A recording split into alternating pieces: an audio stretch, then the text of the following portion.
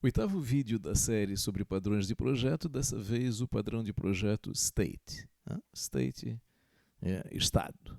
Vamos lá ver a intenção desse padrão de projeto, segundo aparece lá no livro da Gangue dos Quatro. Diz assim, olha, permite a um objeto mudar seu comportamento quando seu estado interno se altera, olha o asterisco, entendendo o comportamento como a resposta à às invocações de seus métodos. Então, a ideia de que o comportamento do objeto é alterado significa o quê? Que a resposta aos seus métodos se altera conforme o seu estado se altera. Agora observa o seguinte, olha, um objeto, eu invoco um método, ele se comporta de um jeito, eu vejo uma lógica sendo executada, um algoritmo sendo executado. Se esse objeto está em outro estado, ele se comporta de uma forma diferente. Bom, se a gente não pensa no padrão state, a gente pensa que pode resolver essa situação. Vamos imaginar um objeto que tenha dois estados. A gente resolve isso com uma estrutura de seleção if else. Então, se estou no estado, faça isso, execute esses comandos, else, execute esses outros comandos. Então observe que a ideia de um objeto mudar de comportamento porque seu estado se altera não é exatamente alguma coisa nova, quer dizer, qualquer pessoa com alguma experiência de programação resolve isso com uma estrutura de seleção. Seja com uma estrutura de seleção de duas opções e N opções, de N possibilidades, N estados. Agora vamos ver qual é a ideia, o que o padrão state coloca de novidade em relação a essa situação. Então veja aí a estrutura do padrão state. Então a estrutura do padrão state ela prevê dois papéis. O papel do context, o contexto, e o papel do state, o estado. Então o context, que é a classe, a superclasse que aparece, a superclasse nada, a classe que está aí do lado superior esquerdo, ela é o quê? Ela é o objeto cujo comportamento muda na medida que o estado muda. Então, eu invoco um método, ela tem esse método aí, o método 1, seria o nosso método hipotético. Então, esse método 1, o cliente que invoca esse método 1, ele vai ver comportamentos diferentes da execução desse método 1 conforme o estado muda. Bom, tudo bem, como eu já disse, isso aí a gente resolveria com uma estrutura de seleção. Só que, nesse caso, o que o padrão state faz? Vejam, ele faz com que esse elemento, esse objeto contexto, ele agregue um estado. Então, o que é estado nesse padrão? Estado é uma classe, é uma superclasse abstrata. É uma superclasse abstrata em que é definida uma interface, que nesse caso é apenas o método handle, o método abstrato. E essa superclasse abstrata state, estado, ela origina o quê? Subclasses concretas. Então, para as subclasses de state serem concretas, o que elas têm que fazer? Elas têm que sobrescrever o método handle com uma implementação concreta. Então, observa que nessa estrutura colocada aí, nós temos o quê? Duas subclasses, hipoteticamente duas subclasses, podemos ter N, óbvio. Duas subclasses de state, o estado concreto A e o estado concreto B, cada um com uma implementação específica do método handle.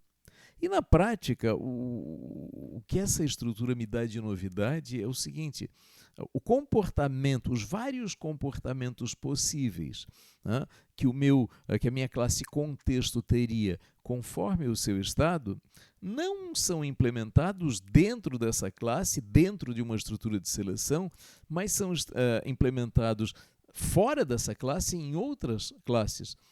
Na prática, cada comportamento específico origina o quê? Um estado concreto, quer dizer, uma subclasse concreta da classe state. Então, cada comportamento específico é implementado em uma classe que é subclasse de state.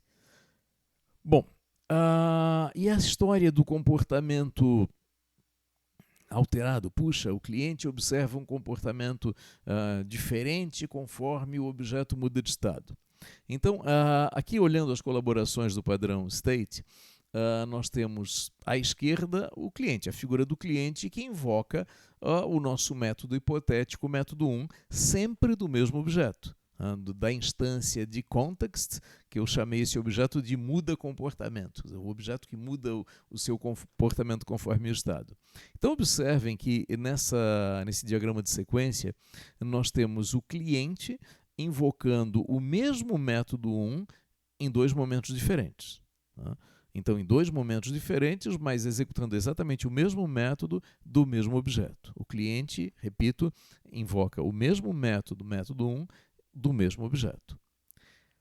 Eu estou abstraindo o que acontece antes dessa invocação, aquela nuvenzinha ali está dizendo, olha, o que acontece antes não me interessa, e nós temos dois momentos, aí, um que eu chamo de primeiro comportamento e um que eu chamo de segundo comportamento, que eu também estou abstraindo o que acontece aí no meio. Agora, o ponto é, no comportamento descrito na parte de cima do diagrama, o que eu tenho? Eu tenho o meu objeto muda comportamento apontando estado 1. E observem logo abaixo, no segundo comportamento, ele está apontando estado 2. Estado 1 é uma instância de concrete state A, e estado 2 é uma instância de concrete state B, quer dizer, estado A e estado B. Então, no primeiro momento, o meu contexto está apontando o estado A. No meu segundo momento, o contexto está apontando o estado B. O que o cliente vê? Na primeira invocação, quando ele invoca método 1, ele vê um algoritmo correspondente ao método 1, que na prática é aquela invocação de handle. O contexto invoca o método handle do estado. E no segundo momento ele vê o quê? Um outro comportamento. Por quê? Porque na primeira invocação, o método handle foi invocado do estado A e na segunda invocação do estado B. E cada um deles tem uma implementação diferente de handle, do método handle. Então vejam, comportamentos diferentes em estados diferentes. Ok, como eu já disse, isso é alguma coisa tratável com estruturas de seleção, mas nesse caso, digamos, a solução elegante é o quê? É colocar cada comportamento em uma classe específica, que é uma subclasse de state. Muito bem. Eu quero mostrar um exemplo. Esse exemplo é um exemplo meu, onde eu apliquei o padrão state. O contexto do uso desse exemplo da aplicação do padrão state é um jogo da velha.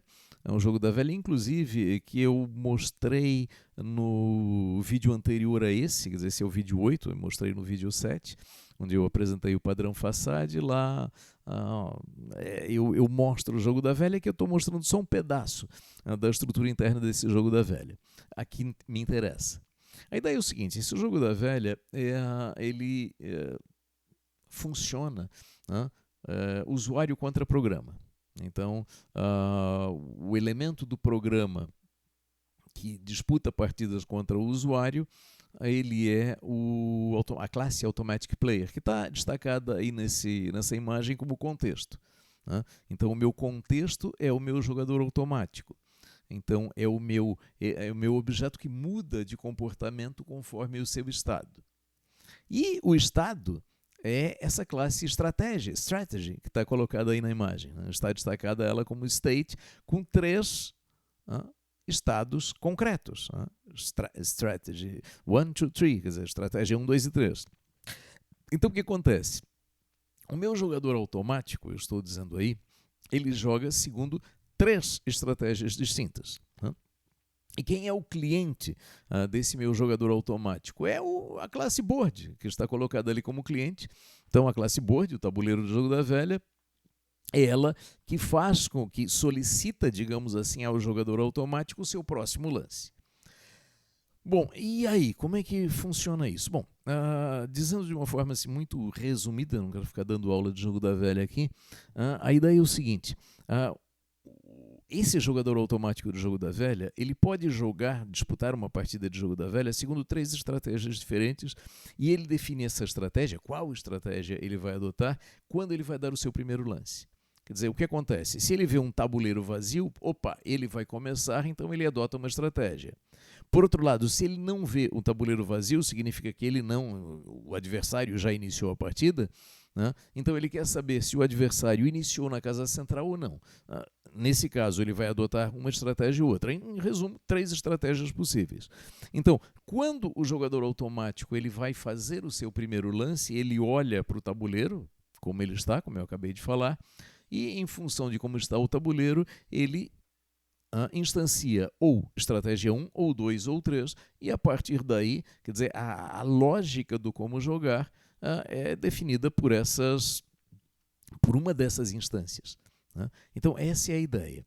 Então, observa, eu tenho o cliente, que é o tabuleiro, board, eu tenho o contexto, o objeto que muda de comportamento, que é o automatic player, o jogador automático. Por que o jogador automático muda de comportamento? Porque ele pode executar os seus lances segundo 3 estratégias distintas e ele define qual estratégia ele adota quando ele vai chamado, né, é provocado a dar o seu primeiro lance. Bom, ok, então aí está um exemplo de aplicação do padrão state. Mas, nesse exemplo concreto, o que foi a vantagem? O que se ganhou adotando o padrão state? Bom, qual seria a alternativa a não adotar o padrão state? Bom, a classe automatic player ela é responsável por definir o próximo lance. Então eu faria o quê? Eu implementaria toda essa lógica dentro da classe automatic player. E o que ia acontecer? Essa classe automatic player ia se tornar uma classe monstruosa, uma classe muito complexa, muitos métodos complexos. Muita linha de código para uma classe só que não é alguma coisa interessante. Tá, muito bem, então a gente sabe, digamos assim, da cultura geral do desenvolvimento do software, que se a gente tem uma classe muito grande, nós quebramos essa classe muito grande em 2, 3 classes, é a estratégia básica. Muito bem, agora o que acontece? O state ele entrou aí nessa situação como uma alternativa de quebra dessa classe enorme que seria a classe automatic player. Como? Fazendo o seguinte, olha, o jogador automático ele tem 3 formas de disputar uma partida de jogo da velha, 3 estratégias distintas de disputar uma partida de jogo da velha? Sim. Muito bem, implemente cada uma dessas 3 estratégias numa classe específica.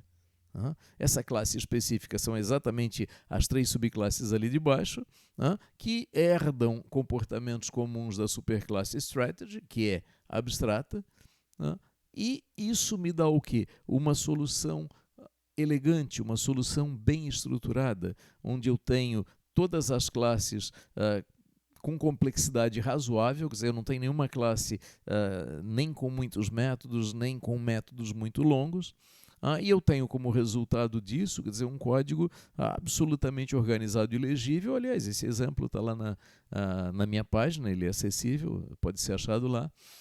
E dá para ver que eu tenho, digamos assim, uma solução muito, muito mais bem estruturada, muito mais fácil de compreender do que se eu socasse toda a lógica do jogador automático na classe Automatic Player. Então, essencialmente é isso. O state, ele não me dá, digamos assim, uma novidade. Então, já finalizando, repetindo aí a intenção que nós já vimos, permite a um objeto mudar o seu comportamento quando o seu estado interno se altera. Nós sabemos que nós podemos tratar isso com estruturas de seleção, mas o state ele me dá uma solução elegante para isso. Quer dizer, ele faz o quê? A minha classe original, que tem seu comportamento que muda, que é o contexto, que aparece aí na imagem acima à esquerda, quer dizer, ela tem cada um dos comportamentos, em função de cada um dos seus estados, definido em uma classe que é a subclasse concreta da superclasse state. Então, é uma solução elegante, é uma solução que me origina software bem estruturado com as vantagens de software bem estruturado. Então, está apresentado o padrão state e com isso nós encerramos a apresentação de mais um padrão. E ficamos por aqui.